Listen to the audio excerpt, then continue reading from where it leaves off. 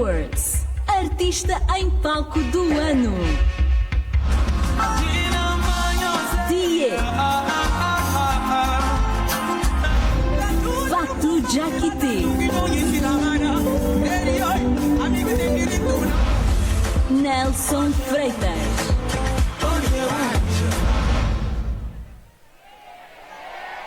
Ei, Tchan, tchan, tchan, tchan. Alicia, avança aí. Artista em palco do ano. E a vencedora é Fatou Diakité!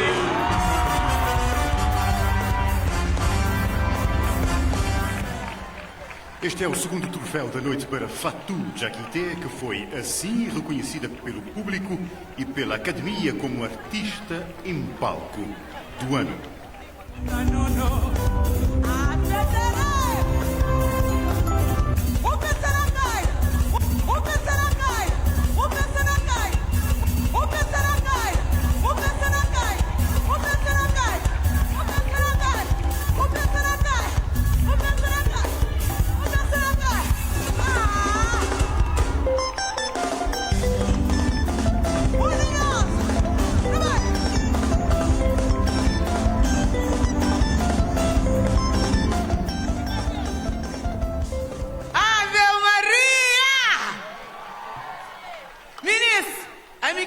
Se tinha prêmio, quem queria ganhar era aquele.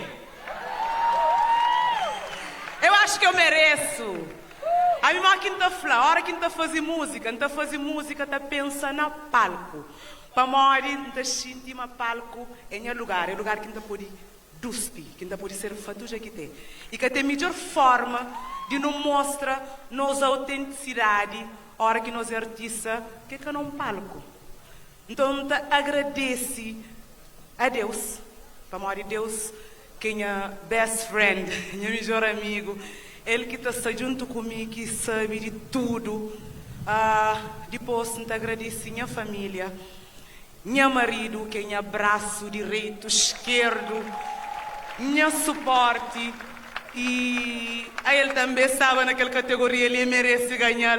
Mas, baby, eu sei qual é. Você sabe que aquela coisa ali é nós.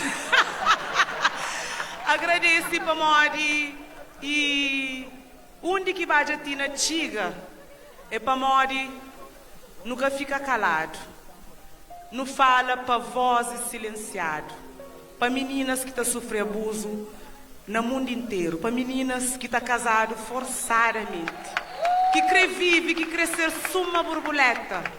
Então, muito obrigado. Calani como ela cai, que está lá na casa, para tudo bem, que está espera a mamãe para fazer esse show, para ficar com isso. Obrigada. Incre show, meninas, por favor, nós convidamos um show para Mari. É ela que incre, ela que não está.